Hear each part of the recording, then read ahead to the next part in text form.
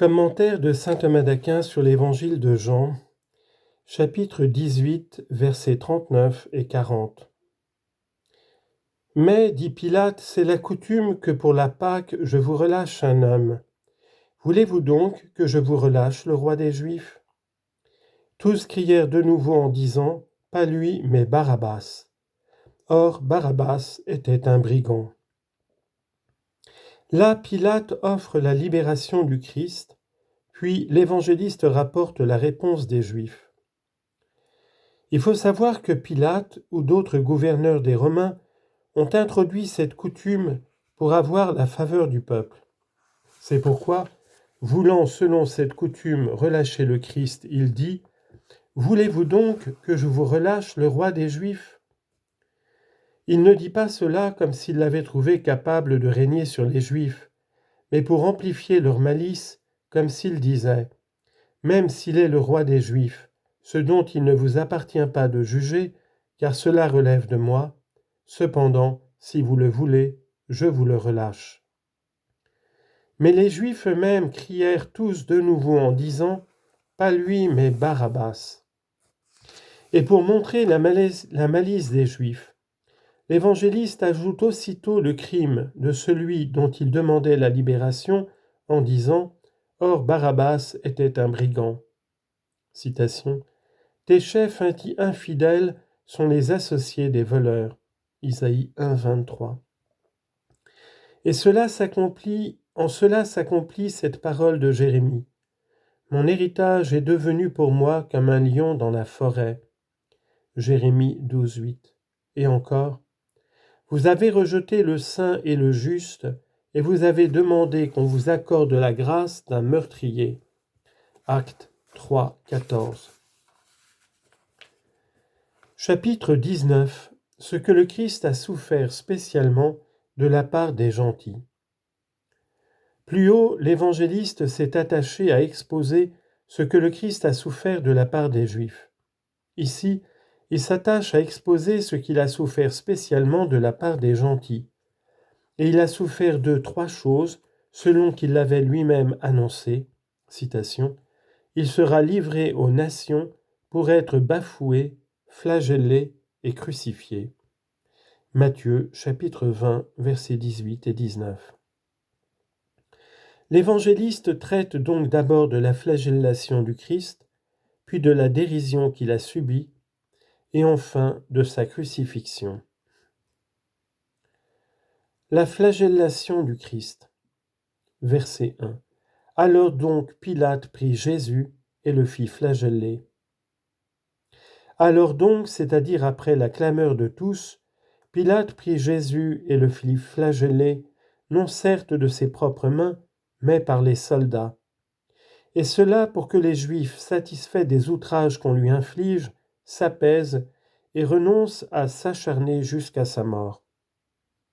En effet, il est naturel que la colère se calme si elle voit celui contre lequel elle s'emporte humilié et puni, comme le dit le philosophe. Aristote, Rhétorique 2, 3. Cela certes est vrai de la colère qui cherche le préjudice du prochain avec mesure, mais non pas de la haine qui cherche à perdre entièrement celui qui est pris en haine. Citation. « Ton ennemi, s'il trouve l'occasion, sera insatiable de ton sang. » Siracide 12, 16. Or ceux-ci étaient mus par la haine contre le Christ, et c'est pourquoi la flagellation ne leur suffisait pas. Citation. « J'ai été flagellé tout le jour. » Psaume 72, verset 14. Et encore, « J'ai donné mon corps à ceux qui me frappaient. » Isaïe, chapitre 50, verset 6. Mais cette intention excuse-t-elle Pilate de la flagellation ? Certes non, car aucune des choses qui sont mauvaises par elles-mêmes ne peut être rendue totalement bonne par une bonne intention. Or, affliger un innocent, et surtout le Fils de Dieu, est mauvais par soi au plus haut point. C'est pourquoi cela ne peut être excusé par aucune intention. La dérision que subit le Christ. Versets 2 et 3. Et les soldats tressaient une couronne d'épines, la lui mirent sur la tête, et le revêtirent d'un vêtement de pourpre.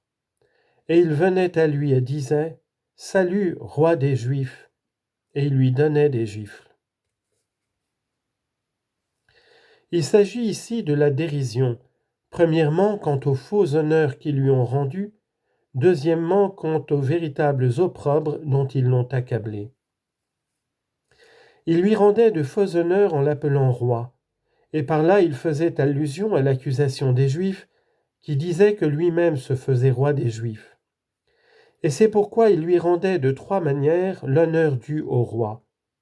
Mais un faux honneur, d'abord quant à la couronne de dérision, ensuite quant aux vêtements de dérision, enfin quant à leur salutation de dérision.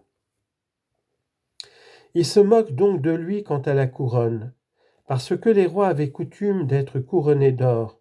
Citation, une couronne d'or sur sa tête. Siracide 45, 14. Et de là vient qu'il est dit de lui dans un psaume, « Tu as mis sur sa tête une couronne de pierres précieuses. » Psaume 20, verset 4. Mais les soldats tressant une couronne d'épines la lui mirent sur la tête, c'est-à-dire la tête de celui qui est pour les siens une couronne de gloire. Citation. En ce jour-là, le Seigneur des armées sera une couronne de gloire et un sceptre d'exultation pour le reste de son peuple. Isaïe chapitre 28, verset 5.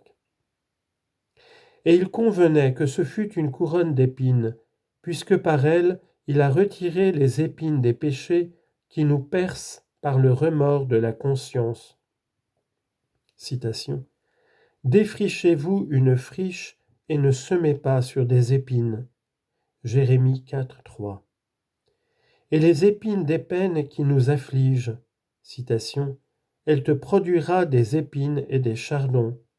Genèse 3, 18.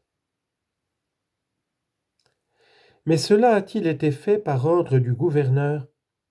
Chrysostome dit que non, mais que les soldats, corrompus par l'argent, faisaient cela pour plaire aux Juifs. Augustin, lui, dit que cela a été fait sur un ordre ou avec la permission du gouverneur, c'est-à-dire pour assouvir davantage la haine des Juifs et le leur arracher plus facilement. En second lieu, ils se moquent de lui quant aux vêtements. Et ils le revêtirent d'un vêtement de pourpre, qui était la marque de la dignité royale chez les Romains. C'est pourquoi il est dit au premier livre des Maccabées qu'au temps où dominaient les consuls romains, aucun n'utilisait de couronne ni de pourpre. 1 Maccabées 8, 14. Or par le fait qu'ils le revêtirent de pourpre, s'accomplit ce passage d'Isaïe. Pourquoi donc ton vêtement est-il rouge, et tes habits sont-ils comme les habits de ceux qui foulent au pressoir? Chapitre 63, verset 2. Par là est signifiée en même temps la passion des martyrs, par laquelle tout le corps du Christ, c'est-à-dire l'Église, est rougi. En troisième lieu, ils se moquent de lui quant à leur salutation. Venant vers lui, ils lui disaient « Salut, roi des Juifs !» C'était alors la coutume, comme cela l'est encore maintenant, que les hommes allant auprès du roi le saluent. Citation. Cousaï allant vers Absalom lui dit « Salut au roi, salut au roi !» 2 Samuel 16, 16. Or, au sens mystique, ils saluent le Christ avec dérision, ceux qui le confessent de leur bouche, mais le renient par leurs actes. Tite, chapitre 1, verset 16. Citation. Ce ne sont pas tous ceux qui me disent Seigneur, Seigneur, qui entreront dans le royaume des cieux. Matthieu, chapitre 7, verset 21. Puis l'évangéliste montre les opprobres qu'ils lui ont infligés en disant « Et il lui donnait des gifles ». Et pour cela, pour montrer, par cet acte même, que c'était par dérision qu'il lui rendait un tel honneur. Citation. « J'ai tendu mes joues à ceux qui arrachaient ma barbe. » Isaïe, chapitre 50, verset 6. Et encore, ils ont frappé la joue du prince d'Israël. Michée chapitre 5 verset 1.